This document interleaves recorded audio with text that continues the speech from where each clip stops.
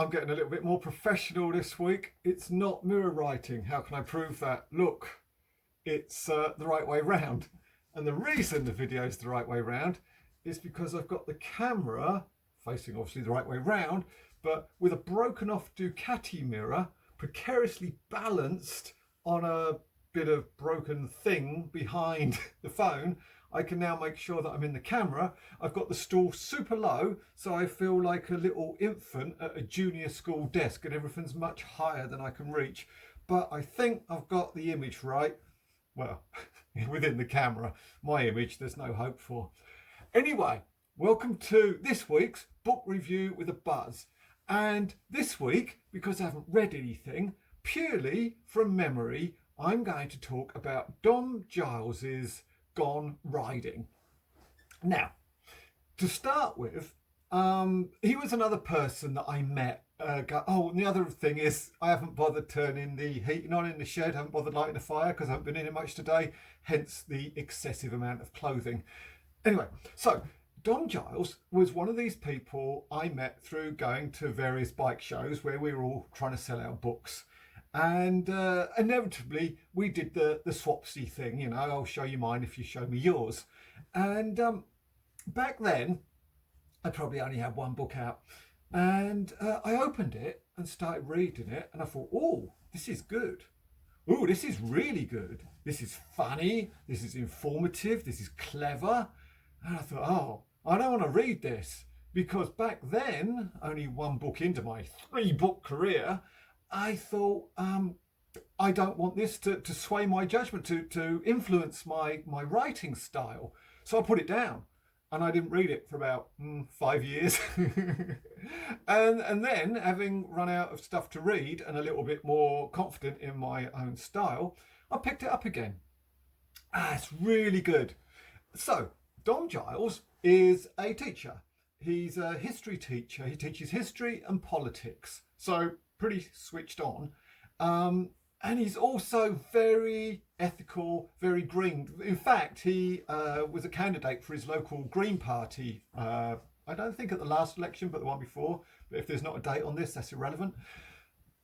So very environmentally conscious, very socially conscious, very aware, and a really nice guy. Funnily enough, when I first moved to Bulgaria, which as I recall this was 4.5 years ago, he just happened to be passing through on his bike and came to my housewarming party. This is a bit irrelevant to the book, but we'll get there, don't worry. Obviously, it's book review with a buzz. I'm not doing it sober. I'll get to the point. Hang on. Okay, so he came to my housewarming party. He was a vegetarian. I had written, and he did take umbrage to it, I'm supplying everything, the beer, the food, meat, everything. If you're a vegetarian, sort your bloody self out. And he was, so he did. But he was all right, he still came. And very welcome he was too. And despite all the shows where we'd met each other, it's kind of a working environment. We don't have time to talk to each other that much. We're trying to talk to customers. And it was the first time I really spoke to him.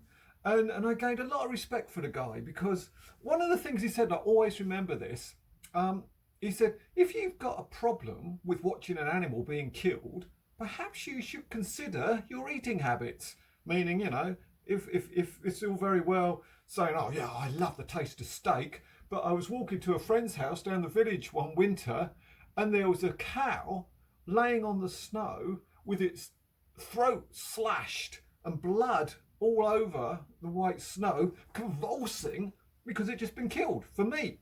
Well, that was a particularly nice sight. Almost put me off my steak. It was a very good point he made. If you don't want to see death, don't bloody eat it. I still eat it because my need for steak is stronger than my desire to avoid death of animals and myself. Let's get to the book. So, Dom, very switched on guy. I think we've established that, very socially conscious. What he did, he took a sabbatical from work and he bought a bike basically on trust, BMW, basically on trust from a bike shop in Alaska. So he flew to Alaska, picked up his bike, which I think it's probably fair to say the bike shop were not as honest about as they could have been. And Dom is another rider who, as we've established, is a very smart man, but also mechanically inept. It always amazes me how someone can be so switched on and aware in one aspect of life and so completely alien to mechanics. I'm not saying that everybody ought to be able to do a rebore and shim their big ends or whatever, because that's beyond me. But I do think there has to be a level, or there should be a learnt level after riding, of basic mechanics. And some people just don't seem to be able to do that. Like I can't spell, or shut up, or get to the point. So Dom took this bike from Alaska and he started riding south, as you generally do when you're in Alaska. Now, the two significant things about his journey, as opposed to a lot of people's journeys, was he did some volunteer work along the way. And again, I'm doing this book from memory, and I think it was 18 months ago. So he headed south through the States, of course, making wonderful observations on the way. Not necessarily you're like, ooh, that's really big, that's really fast, that's really extravagant, but educated, informed observations that I spent a lot of my time in the States, so I tend to see other people's impression of it, foreigners' impressions of it. I thought, yeah, well, that's kind of stereotypical impression of what people from other countries see and feel when they go to the States. Doms were a little bit more, I don't know, a little bit more betterer. They were definitely betterer. Anyway, so he went down there. He didn't go all the way to South America. He shipped from, it might have been from Panama. You know, this isn't going to be a spoiler alert because I can't bloody remember what happened. But he went from Panama, he went significantly south, met his wife somewhere along the journey, which was made you kind of really think, oh, he's got a really nice wife as well, you know, because she's really understanding, firstly, to let him go, and secondly, to come out and ride with him. So it did make you think, oh, what a lovely family he's got, wife, whatever. So anyway, then he shipped from I think it might have been Panama. I'm pretty sure he didn't go any further south than Panama, to Africa. I'm almost sure it was Africa. And then he did some more volunteer. One of the volunteers, do you want to know what volunteer work you did? No, I'm not going to tell you, because it's not obvious. It's not sort of working with refugees or something like that. It suits the sort of person he was. And I think that's a wonderful thing. I've seen, when I've done my travels, I've seen various hopeless situations, and I've thought to myself, in my privileged position, riding along my shitty little KLR with my very tight budget, man, my life is so much better than theirs. Next time I'm going to do something to help someone, and I haven't actually done that yet, but it's in the front of my mind. And Dom did. He did his little bit to help the planet, help the environment, to make the places he rode through slightly better than they were when he got there, which I thought was wonderful. And a wonderful slant on a story. There are so many overland motorcycle travel books, and hopefully in the course of these podcasts, it's not a podcast, what is it? It's a video thingy. Over the course of them, hopefully I'll start explaining more. But this has an edge. This has a different angle. So having done that, I mean, he had so many mechanical problems with his bike. And again, like I said in the last podcast, in Antonio Bolingbroke Kent's Short Ride in the Jungle, if they just had a little bit more mechanical awareness, these dramas would not have turned into such significant events. But then again, it's all part of the trip, isn't it? You know, we all have our shortcomings and we all have our talents.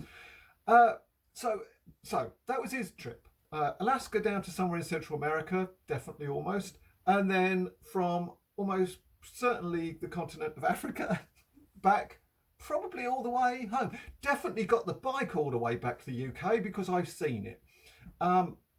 So that's his name, Dom Giles, and the book is Gone Riding. It was edited by a guy called Paul Blizzard, and hopefully he doesn't watch this, but he is a grammar Nancy.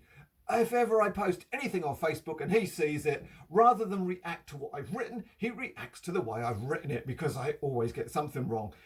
The great thing about editors who are grammar Nazis is there are zero punctuality and what's the other thing that editors do, apart from take out your heart and throw it on the floor and rip your creation to pieces in the name of perfect editing and and stopping things from being superfluous and all the other words they throw at you. But anyway, punctuality, grammar, that's the other one, isn't it? So punctuality, grammar, perfect in Dom's. Well, probably because he's a teacher anyway, but secondly because Paul Blezard cast his magic wicked wand over it, and it was a mistake-free book. Well, I didn't spot any anyway.